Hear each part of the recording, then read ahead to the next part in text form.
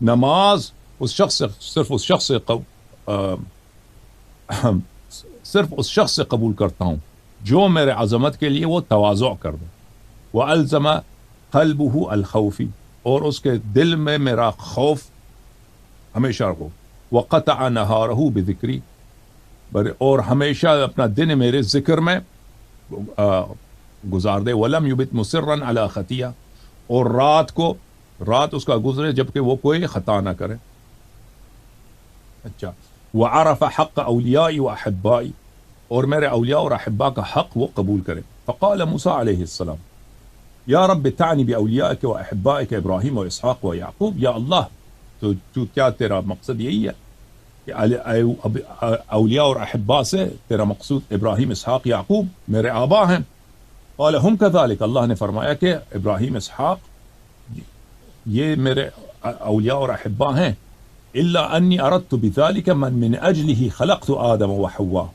ومن اجلہ خلقت الجنۃ والنار، بلی لیکن یہ وہ نہیں ہے جن کہ میں نماز کی قبولی کا شرط ہو، یہ وہ نہیں ہے جن کے نماز کی قبولی کا شرط ہے ان کی محبت۔ وہ کون ہے؟ وہ جس کے لیے میں نے جنت و نار خلق کیا، اور جن کے لیے جن کی محبت میں نے آدم و حوا کو خلق کیا، وہ ہیں۔ فقال ومن هو یا رب، اس نے عرض کیا کہ وہ کون ہے، یہ وہ کون ہے کہ جو ان سے بھی افضل ہیں، ابراہیم علیہ السلام اور یعقوب علیہ السلام سے افضل ہیں، جنت و نار انہی کے لیے خلق کیا ہے، آدم و حوا انہی کے لیے، پوری خلقت انہی کے لیے، وہ کون ہے؟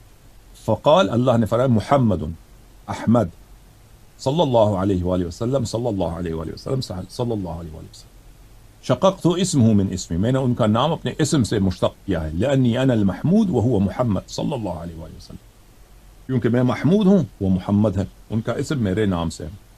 فقال موسیٰ یا رب اجعلنی من امتہ، موسیٰ نے دعا کیا اللہ مجھے اس کی امت سے بنا دے، مجھے اس کا امتی بنا دے۔ فرمایا یا موسیٰ انت من امتی اذا عرفت منزلتہ ومنزلت اہل بیتہ، اس نے عرض کیا کہ اللہ تعالیٰ نے فرمایا کہ تو اس کے امت سے ہوگا اگر تو اس کی معرفت رکھ دے، اور اس کے اہل بیت کی معرفت رکھ دے تو اس کی امت سے ہوگا۔ بل ان مثلہ ومثل اہل بیتی فی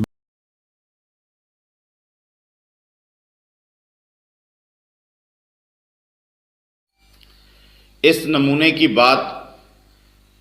آپ نے سن لی کہ وہ اپنے ائمہ کو انبیاء پر فضیلت دیتا ہے، جبکہ اللہ تبارک و تعالی فرماتا ہے تلک الرسل فضلنا بعضهم علی بعض، تیسرے پارے کی پہلی آیت ہے کہ یہ ہمارے رسول ہیں، ان میں سے ہم نے بعض کو بعض پر فضیلت دی ہے، یعنی انبیاء کو ہی انبیاء پر فضیلت ہے، کیونکہ اللہ تبارک و تعالی اگر انبیاء پر، رسولوں پر کسی اور کو فضیلت دیتا تو لازمی تھا کہ ان کا ذکر کرتا، لیکن اللہ تبارک و تعالی نے کسی اور کو بھی اپنے رسولوں پر فضیلت نہیں دی، اس لیے اللہ تبارک و تعالی نے ذکر نہیں کیا،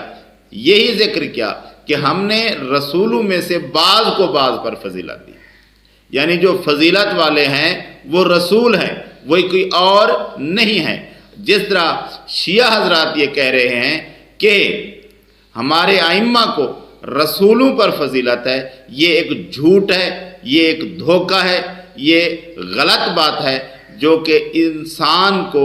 مسلمان ہونے سے نکال کر کسی اور طرف لے جاتی ہے۔ مسلمان کبھی ایسا عقیدہ نہیں رکھ سکتا کہ کوئی عام شخص چاہے وہ جتنا بھی عبادت گزار ہو، نیک ہو، وہ اللہ کے رسولوں سے بڑھ کر ہو سکتا ہے۔ رسولوں کی جو شان ہے وہ کسی بھی اور انسان کی، چاہے وہ کوئی بھی ہو، اس کی قطعاً نہیں ہو سکتی، کیونکہ اللہ کے رسول اللہ کے برگزیدہ بندے ہیں، چنے ہوئے بندے ہیں، جن کو اللہ تبارک و تعالیٰ نے رسالت دی ہے۔ رسولوں کا مرتبہ سب سے بڑھ کر ہے، ان کے ساتھ کوئی شخص بھی نہیں مل سکتا۔